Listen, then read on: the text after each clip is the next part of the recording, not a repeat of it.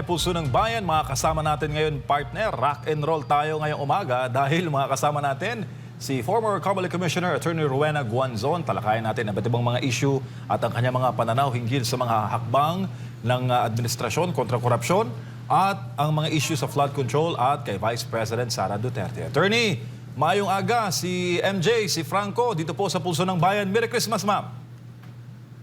May aga. Salamat, Gid. Maraming salamat sa SMNI. Opo.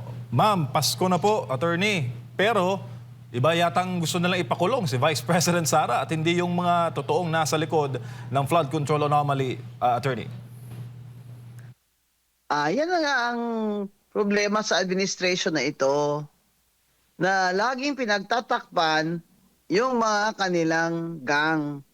At nakikita na naman nila na to divert the attention of the public sa mga kakorupsyon nila, impeachment complaint na naman sa Vice President.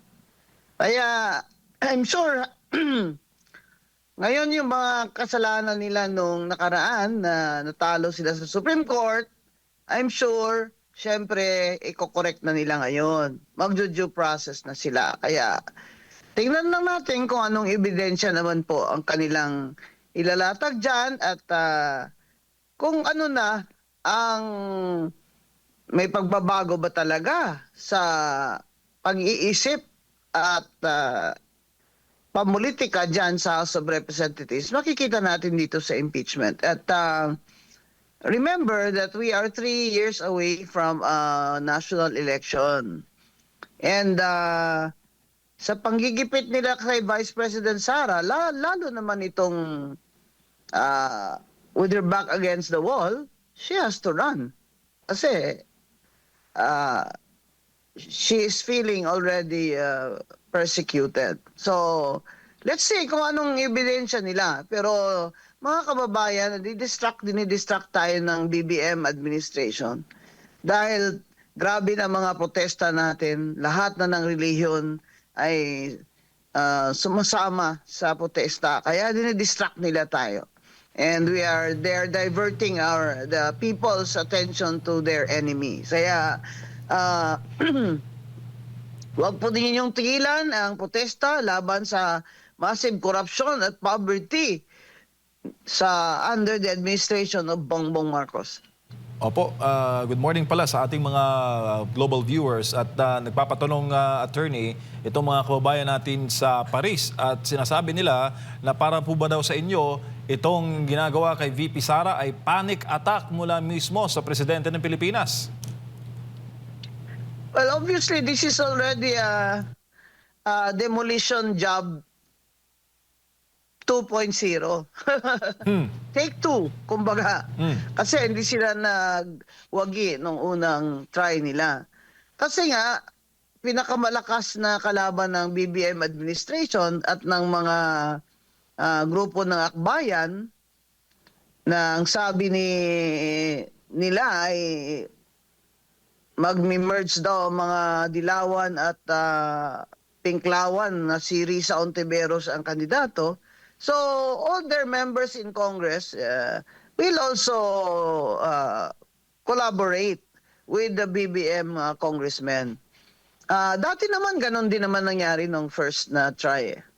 So, it's because Sara Duterte is really the woman to beat. Lalo na ngayon na tanggal na si Martin Romualdez, he has no, he has no chance of winning. Dati kasi, nangurakot sila ng todo dun sa 2025 budget. Lahat ng mga congressman na yan, pinanding niya. Kasi trial yun eh. Na kung mag-succeed sila, 2028, siya na talaga ang presidente. Kahit 13% lang siya sa survey. Hindi niya inasahan na lalabas yung mga corruption, lalo na yung ghost flood control projects, at hindi niya inaasahan na ang United States State Department, meaning yung DFA nila, ay nag-issue ng comment sa kay Bongbong Marcos na talamak na massive corruption na. Hindi lamang sa DPWH, kundi sa Bureau of Customs. Yes, attorney, maiba lang po ako, attorney. Baka maaari niyo pong mas bigyan diin sa ating mga kababayan, especially yung inyo po naging pahayag patungkol sa nagiging insertions tuwing may bicameral. At marami pong nagtatanong sa atin patungkol po dito, attorney. Itong budget natin ngayon, na ano ba yan, 6 something trillion. Halos 2 trillion dan pambayad ng utang. Kasi di ba may foreign debt. Hari ng utang ito si BBM eh. At ngayon may bagong utang na naman siyang ilang billion pesos from ADB para sa digitalization. At that is to curb corruption daw. Ito pong insertions na ito na ginagawa nila sa National Expenditure Program, ang proseso po kasi gagawa ng mga agencies gaya ng BWH ng kanilang National Expenditure Program, dadaan sa DBM. Dapat itong DBM ang nagsaslash niyan. Dapat may mga analyst naman sila dyan na magsaslash niyan. Pero all these years, 3 years, si BBM, si Secretary Pangandaman, kung ano lang po sinusubo sa kanila ng DPWH, ayun naman ang sinasabit nila dun sa House. Padded na yun eh. 30% na kickback nandun na yun sa estimate ng DPWH. Hindi pa yun nakaabot sa Congress ang kanilang National Expenditure Program proposal eh. May mga kontraktor na po dyan. Yan po talaga, ganun sila grabe sa wala na silang hiya, wala pang takot. Kaya itong mga insertion na ito ng mga congressman, sa BICAM nila ginagawa yan. Pagkatapos sila mapasa doon sa House of Reps, ang kanilang appropriations bill, maakyat sa Senado, nagba-bicameral conference. Kasama senador, may small committee called the bicameral. Diyan sila nag-i-insertion. Nakaupo dyan, mga buwetri din eh. Yung Congressman Momo, bakit siya nandyan? Di ba, may ano din yan? May mga kontraktor din yan, si Congressman Momo sa Surigao. Bagong pangalan, same dog, a different color. Nilagay nila sa BICAM. Mga senador naman, talagang hindi mapigil ang ambisyon. Alam niyo, itong ambisyon na para sa 2028, ito talaga ang nagda-drive ng pagnanakaw ng mga senador at mga congressman eh. Kagaya niya ni Risa Ontiveros, nag-deny siya na wala siyang insertion. Sabi niya amendment. Sabi ni Frank Drilon, parehas lang yun. Kasi galing yung appropriations bill sa House, tapos pagdating dyan sa bicameral, nagdadagdag kayo. Hindi nga nagbabawas nagdadagdag kayo. Insertion yun. Kaya hindi niya pwedeng madinayan ni Risa Ontiveros. Siya mismo, meron din siyang billion na insertion. Ang tanong dyan, saan yun napunta? Si Grace po. Hindi siya pwedeng magsabi na hindi niya alam yun sa 2025 na GAA. Kasi chair siya ng finance. Sabihin, tanga siya. Hindi siya nag-aaral niyan. Isisaldi ko lang lahat ang gumalaw noon. Imposible naman. Lalo na pat may party list siya. Yung panday-panday party list na anak niya nakaupo ngayon. Yan ang problema. Lahat sila may mga political sila na plano. Like Risa Ontiveros, plans to run for president. Di nag-insertion. Yung kanyang mga, mga MAIP, mga financial assistance. Ang balita ko, naka-parking lang muna sa DSWD dahil sa 2028 na niya ipamimigay. Itong lahat ng mga political na ambisyon, ito ang nagdadrive sa mga taong yan para hindi sila tuwid. They're not upright people. So, we have an interest in calling them out. Wala akong personalan dito. Kilala ko din yan si Risa Ontiveros eh. Nung aktivista pa yan, ninakip yan dun sa Kamkaringal, tinawag ako ni Eta Rosales, abogado sa kanila. Hindi Opo. nga ako, may iba nga silang abogado pagdating doon, pero nandun ako. At tinawag nila ako. Ang ibig kong sabihin, hindi ito personalan. Ang ayaw ko lang yung magpanggap kayo, wala kayong insertion na meron naman. Lalo na yan si Grace po. Dapat panagutin yan. Dapat i-investigate yan ng ombudsman. Kasi chair siya ng Finance Committee at may sarili din siyang insertion doon, sigurado. Dapat po bawal na yung mga insertion na yan. Kasi dumaan na sa House, tapos dadaan na sa bago ipasa ng mga ng senador, magbabaycam. Dapat tinitingnan nila kung tama ba tong mga ganitong mga project na ito, kailangan ba ito? Ito ba ay ayon sa mga projection ng NEDA? Na maka-generate ba ito ng employment, yung mga infrastructure projects na ito at at makatulong sa development ng economy, kagaya ng mga farm to market roads, tulay, yung mga automated na mga improvements, mga sementadong daan. At yan na lang po dapat i-focus nila. Yung hindi mananakawa naman po ang kaban ng bayan, sila din naman pagdating sa kanila, kanya-kanya. Sabi ko nga po, di ba? Olympic Games, pabilisan ng insertion, pabilisan ng funding trading. Kita nyo dyan sa House of Reps. Yung nakakahiya kayo dyan. Pansin nyo sila. Lagi sila mga tumatayo, gala sila ng gala. Nag-trading sila. Sasabihin ni Garjola, example, Kung meron ka palang 1 billion dun sa ganyan, akin na lang yun. Bigyan na lang kita ng 10%. Example yan ha. O di kuha niya na yung 20% niya. May contractor na siya na naghihintay. Yan si Garjola sa Batangas. Grabing vote buying ng party list niya doon. Alam namin kasi tumakbo din akong party list, di ba? Grabe, maka-afford ka ba ng gadon? Kung hindi yung pera ang galing, yung pinamimigay mo ay parang bola lang sa iyo. Kaya dapat managot talaga yung Edwin Garjola na yan. At yung party list niya, dapat makancel. Lahat po ng mga party list na sangkot, dapat yung Comelec mismo, motu proprio, cancel na yung registration nila.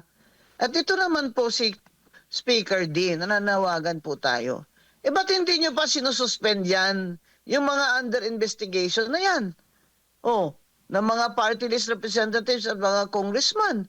I-suspend nyo na yan kasi they are in the position to evade or to, to pressure, intimidate, and manipulate the evidence. Speaker D, i-suspend nyo na yan, yung mga sangkot dyan, yung mga nandyan na sa ombudsman. Sinuspend nyo nga si Kiko Barsaga Sila pa, nangurakot sila.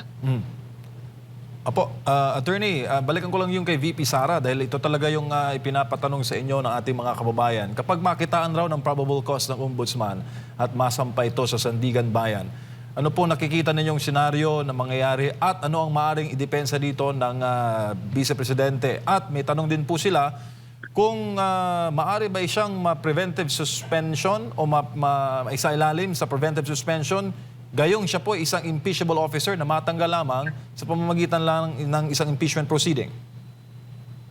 Ang ombudsman, pwede silang mag-file. Ang una nilang gagawin is impeachment kasi impeachable yan officer. Kasi binaback up lang nila yung plan B nila, yung ombudsman na plunder. Kasi pag natanggal siya, plunder ang gusto nila, plan B yan. So, narinig nyo? Impeachment muna. Pag na-impeach, plunder. Kasi ngayon, wala naman ng ombudsman no jurisdiction dyan sa Vice President. Dahil impeachable officer siya. Maghihintay sila na hindi na siya Vice President.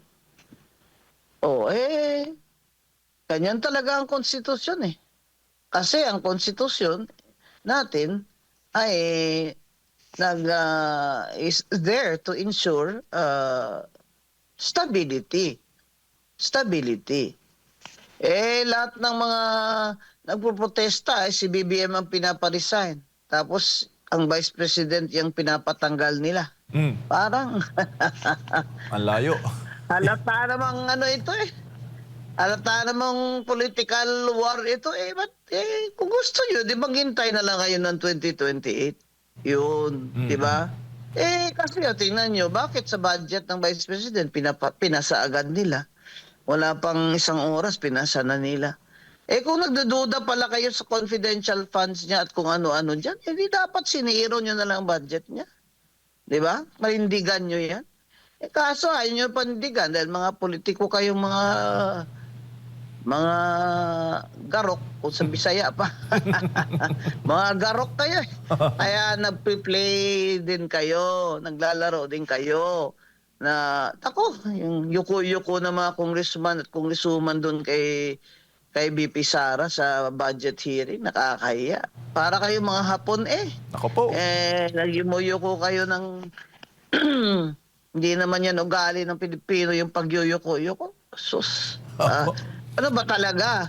Kalabanin nyo ba talaga yan o ano? Ang problema diyan sa mga congressman, lalaro sila kasi baka nga naman malaki ang probability na manalo yan si BP Sara for president. Ano kayo?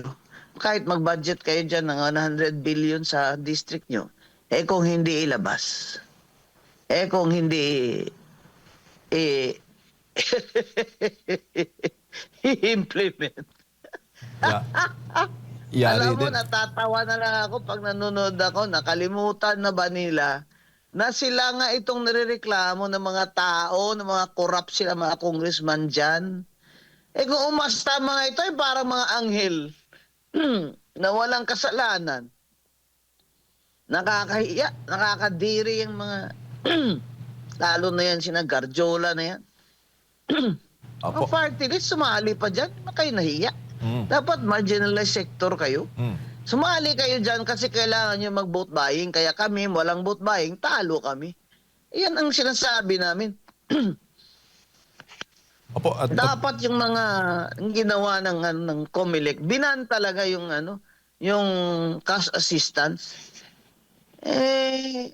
Kaso naglalaro din si Chair Garcia eh. Biro mo si Yeda Romualdez, 4 terms na as congresswoman, nakatatlo na. Nilagay pa as 6 nominee, pina-resign yung 3, 4, 5. In-approve pa rin ni COMELEC Chair Garcia. Nakaupo ngayon. Nasa konstitusyon eh. 3 lang ang consecutive terms. Pwede. And the Constitution does not distinguish whether they are party list representatives or district representatives. They are representatives. But COMELEC Garcia, chairman, he's a very intelligent practicing lawyer in election law. He knows that there is no distinction. And yet, dahil nga in power si Martin Luther King Romualdez, pinagbigyan niya. Tapos sasabihin nila, wala namang nagreklamo. Anak ng... Kailangan pa bang magreklamo? Wala sa mukha niyo yung konstitusyon, sampal na sa inyo eh. Harap-harapan, Kailangan attorney. pa rin may magreklamo. Harap-harapan Yan ang problema sa Pilipinas eh. Takot lahat kayo sa may kapangyarihan. Bumaba kayo dyan. Dahil dapat independent commission kayo. Nung panahon namin, that would never have happened. Hindi. Senador noon si Grace po disqualified ng division ko yun eh. Na hindi siya natural born. Hindi lang ng division ko. Kami, 5 kami. Punta 2 lang. Si Bautista lang pabor doon. Kaya ibang-iba na ngayon ang COMELEC. Kaya baka sana liwanagan sila. Opo. Attorney, huling topic na lang dahil mukhang nawala na raw sa memorya ng mga Pilipino yung naging public confession ni Senator Amy Marcos against President Bongbong Marcos. Tingin niyo, ma'am, ito ba'y accurate na nakalimutan na yung public confession Hindi. ni Sanaimi? Anong tingin niyo po? Hindi. Hindi. Kasi yung testimony ni Amy doon, talagang yun ang tuldok. Alam naman ng lahat. Alam na ng lahat na cocaine addict si Bongbong, halata ba sa panga. Luwang-luwang ng panga niya. Tapos yung train of thought niya, nagsastutter siya. Alam ng lahat na kapwa niya addict, na addict din siya. Yung testimony ni Amy, umiyak siya doon, ha? Kilala ko yan personal, Nasyado yung king ko yan, Hmm. Yung lagi lang pabakla-bakla, masaya-saya lang. Kwela siya, ma'am. Kwela. Oo, pero umiyak siya doon. Ibig sabihin, dinamdam niya yun. Masakit sa kanya magsabi na, Bonget, uwi na tayo. Papagamot ka na. Kasi nakita nila sobra na. Ito si Sandro din, tingnan nyo, ang mata Ay, ang mata ni Sandro ewan. Tingnan nyo, tama siya. Ako, I always thought and believed kasi born in the same year kami ni Bongbong. So yung generation na yan namin na yung mayayaman nagko-cocaine. Kami nag-aral, sila nagko-cocaine. Nagwa-wife swapping pa sila. Girlfriend swapping. Kadiri. Kaya, paano siya magpresidente? Dapat bumaba na siya. Kasi nakakatakot siyang commander-in-chief. Baka ilagay niya tayo sa digmaan. May ambisyon pa siya makidigmaan sa China. Naku. Tapos yun pala, yuyuko lang siya dun sa premier ng China.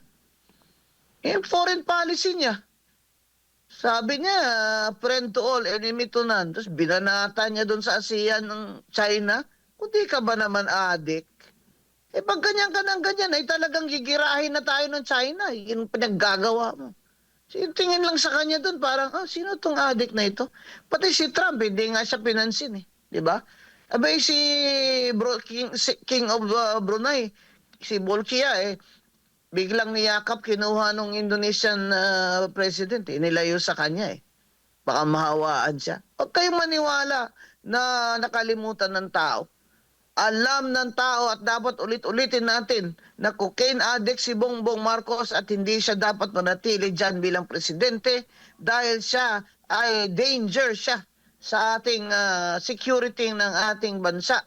At siya dahil sa incompetence niya, dahil sa addiction niya, ay lumubog na ang ating ekonomiya. 2.4 million walang trabaho ngayong Pasko. Foreign direct investments bagsak by 40.5%. Wala na. Tingnan nyo, anong Pasko? Anong Pasko? OFW na lang ang nagpapadala ng pera. Yun na lang ang nasa balikat na ng OFW, ekonomiya ng Pilipinas. Mahiya ka, BBM. Dapat mag-resign ka na. Halata na bang ayaw ng tao sa kanya? Kaya wag po kayong tumigil sa inyong protesta sa Facebook nyo dyan o sa lahat ng rally. Sumali po kayo. Kailangan po, hindi na kaya ni BBM ang reforma ng Pilipinas na siya mismo ang sumira. Paano ba yun siya ang sumira ng ating ekonomiya at ang ating kalagayan sa Asia? At siya pa rin ang gagawin yung hero? Mario Josep. Yung political dynasty bill sa sunod po talakayin natin. Pwede niyo po akong tawagan uli bukas. Apo, attorney, last na lang po talaga. Meron pong pinapatanong yung ating mga kababayan sa Germany. Nagising-gising po ngayon kahit gabi doon sa kanila, hating gabi. Ma'am, nakikita po ba ninyo yung possibility na magdeklara ng martial law para mawaksi itong mga investigasyon sa flood control, kikita ang nasa administrasyon at perpetuation of power? Hindi niya kaya Kasi under the Constitution, hindi pwedeng more than 30 days. Tsaka kailangan niya ng approval of both houses of Congress. Hindi kagaya ni Marcos noon na biglang sinara na lang niya yung Congress. Eto, gagawin niya. Sinong gagawa? Si Browner? Browner? Ano ka? Magtatraidor ka sa mga tao? Dapat serve the people ka. Anong gagawin mo, Browner? Sasara mo Supreme Court? Magkamatayan na tayo dyan. Kaya kita nyo naman yung mga Iglesia ni Cristo, 1,000,000 yun. Nagsumali pa yung Jesus is Lord doon, nadagdagan yun. Kaya lang, siyempre, physically, nagpadala lang sila ng kanilang pastor na spokesman doon. Pero, kung bibilangin mo, okay, maliit nga yung mga dilawan at kakamping na rally ng mga Katoliko. Sumama sila sa Katoliko eh. Actually, rally yun ng mga Katoliko eh. Hindi naman totoong Katoliko lahat eh dilawan at kakamping. Sumali sila doon, mga 7,000 ang estimate eh. O yung mga yung mga UPI naman, United People's Initiative, kasama mga DDS, around 20,000 daw yun. O kung bilangin mo talaga yung mga nagrarally, Iglesia Pilipina, yung Aglipay churches, nagprotesta din sila kahit maliit lang na lugar. Kung bilangin mo talaga hanggang sa mga probinsya, abutin nyo ng 2 million eh. 2 million na tao na tumatayo na laban sa corruption mo. Demand na bumaba ka na dyan. BBM, mag-resign ka na. Hindi mo kaya kaming i-martial law. Magkakamatayan ng mga tao dyan. Opo, Attorney, maraming salamat po sa inyong panahon ngayong umaga at Merry Christmas po. Still, Merry Christmas, ma'am. Maraming salamat po, lalo na sa mga OFW na siyang nasa balikat na ninyo ngayon ang ekonomiya natin dahil sa pagpapadala nyo ng pera sa pagtrabaho nyo dyan na halos wala na kayong pahinga. Napakasakit po itong mga dinadanas ninyo, na-abuse pa kayo, wala namang tulong sa gobyernong ito. Pero manalig po tayo sa mahal na Diyos at tuloy-tuloy lang po ang protesta. Maraming salamat po, Attorney Rowena Guanzon po, ang inyong lingkod.